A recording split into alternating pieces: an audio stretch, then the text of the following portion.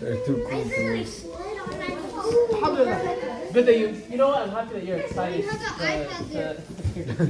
I'm joking. Alright, guys. Yahya, sit down, bro. All about. Do it. Okay. Alright, alhamdulillah. So, raise your hand if you guys' first time here. I recognize majority of faces. 1, 2, and 2. Your first time. You've been here for a minute. Your first time, mashallah. You've been here for a minute. That's a lot. I've been here for a minute. So we were at number 9. We were almost done actually. Alhamdulillah. So, what I've been going through the book called The 10 Manners, and we're almost at the end. We're at manner number 9 and 10. And then we'll be done with this and we'll move on to something else for next time. Okay, real quick, recap. Which 3 lessons or 3 manners did I go over yesterday? You went over reciting Ayatul Kursi and making wudu. That was well, it's true, we reviewed it, but that was a few days ago. But yeah, that's one of them. Specifically yesterday. Which ones did I go over? Huh? song. Sewn? It's good try. How's it a good try? When you go to the gathering, Yes, the rules of a gathering. Summarize it. when you go to the gathering, you say Assalamu alaikum to everybody. Wa alaikum assalam. and when you leave, you say No, you say assalamu alaikum again. Yeah, say assalamu alaikum. But yeah, that gathering was one of them. The first one was the Greeting. rules. Oh, yeah? No. I got According to run, you have to do 2. Okay. Okay. Yeah. greetings. Oh, that's- Greetings? Yeah. Alia? you can't look at people But that was That's true. before. That's one of them. So yeah, that you shouldn't. You haven't got permission to enter the house. Don't be trying to like peek in and snoop inside their house. But so the first one I went over yesterday was the rules of sneezing or the etiquettes of sneezing, which is when you sneeze you say. Oh, I wasn't here yesterday. So when you sneeze you say. Well, if you hear someone sneeze, you respond with. And if you hear someone say that to you, you say. And then the 7th one was you should try to suppress yawning as much as you can, right? Remember, you don't want to be the jaw unhinged, like alien creature when they look at you and they see you're yawning with your full mouth open. And then do your And then of course you should try to, one, just fight it, like with your jaw, just fight it, but then if you have to yawn, at least cover your mouth. And you shouldn't be making noises, not making strange noises when you yawn. Oh, and they look over and they see what you're doing, huh?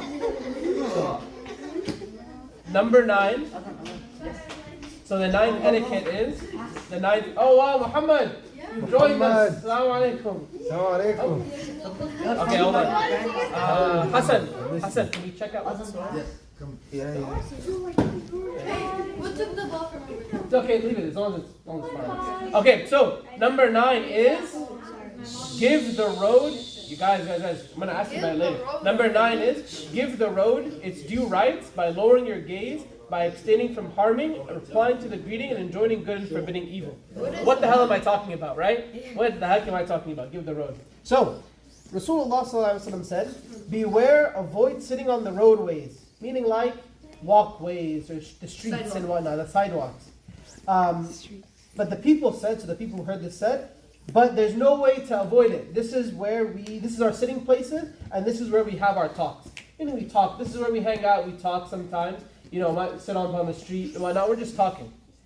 And so Rasulullah ﷺ said, if you must sit there, then observe the rights of the way, the right of the roadway, which is lowering your gaze on seeing things that are illicit to look at. What does that mean? You shouldn't, if you see something like, for example, illegal or something bad happening, not bad as in a crime, but something like you shouldn't be looking at, you should lower your gaze and not look at it. Because these things happen sometimes, especially when you're out in public, a public area. So, refrain from harming people. So let's think about this with our brains. You're on a roadway, you're in a public walkway, and it says refrain from harming people. What could harming people mean? Tripping. like punching somebody. So don't literally hit somebody that's walking by. So that's one. No kicking. So hitting, kicking. Smackdown. So the same kind of idea. So we've taken the literal meaning. Let's extract. Muhammad. So if you actually hurt them, it can be physical, verbal, and So right, so okay, it's verbal. So don't insult people and don't say rude things, right? Okay, sure. Blocking the path. Blocking the path, so good. Don't have it so that your sitting area is actually disruptive to other people, where now you've blocked the road, they can't get past you, or it's an annoying thing for them. Alright, you have something you want to say? Tripping them. Don't trip them, so same as blocking the path. Don't launch 67 atomic nukes on them. That's right, poor janitor, right? Alright, next guy. Go ahead. Nothing? Okay, so what about, oh, Alia, there's something you want to add? Walk in the middle of the road. So don't walk in, so again, kind of the same as don't like block them, don't be disruptive to them. So what about something like littering? So are you harming the people, aren't you harming them by littering? You Putting leave all your nails on trash? the ground. Huh? Like putting nails on the street. Putting nails in the street, stuff like. So basically, another way is being really loud and noisy. Don't you guys hate it if you're standing to the side, you see people shouting and they're being really loud? It's another thing. So, and again, you see it when you keep moving on to every manner or every like social setting, all the previous manners apply here. So the manner we mentioned about lowering your voice and don't being like the loud and obnoxious in speech applies now when you're outside with friends or outside in a gathering. So you don't harm the people, literally you don't beat them up. You don't harm them with your speech by saying things that are offensive and saying things that are vulgar for no reason. You don't harm them by becoming a blockage on the road. You don't harm them by littering. You don't harm them by being really disruptive. So you make sure that if you're in a public area, you respect the fact that it's a public area. And now returning the salams, so returning the greeting. So someone goes past, is walking past you, they might say Assalamu alaikum Tuesday, walk by. So you, even though he might just be a Muslim walking by, you still have to respond wa alaikum assalam to him, even if he's just walking by. Because you're having your gathering on a walkway or a roadway or a sidewalk. And the last thing is enjoining good and forbidding evil. So if you see, for example, someone getting robbed, and you're with your group of 5 friends, you should not just stand there and like watch it happen. You should get up and do something about it, right? So if you can enjoin good, if you can advise somebody, if you can stop something bad from happening, you should. Yeah, question? I'm gonna be honest, if I saw someone getting robbed and that guy had a gun, I'd be sprinting back home at 200 miles an hour. What if you didn't have a gun? Then I'd grab my own gun. What if you didn't have your gun and he had no gun? Then I'd pick up the- But what if you had 3 friends and he had no friends? Grab. If I had 3 friends, we'd tackle him. There you go. And we'd take him to Epstein Island. Well, so now you're enjoining evil. This guy. Huh? Oh.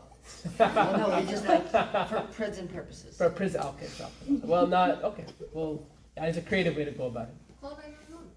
So that's isn't that the easier way? Instead of trying to fight the guy and take him somewhere, just call the cops.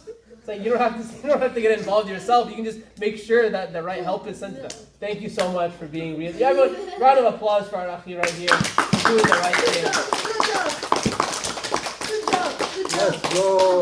Alrighty, so now the last advice, etiquette that you guys should try to apply is to dress nice. And Rasulullah Sallallahu Alaihi Wasallam mentioned that one of the best the best colors to wear is white. He loves to wear white. So for things like thobes and whatnot, you should try to wear a white thobe. It's nice.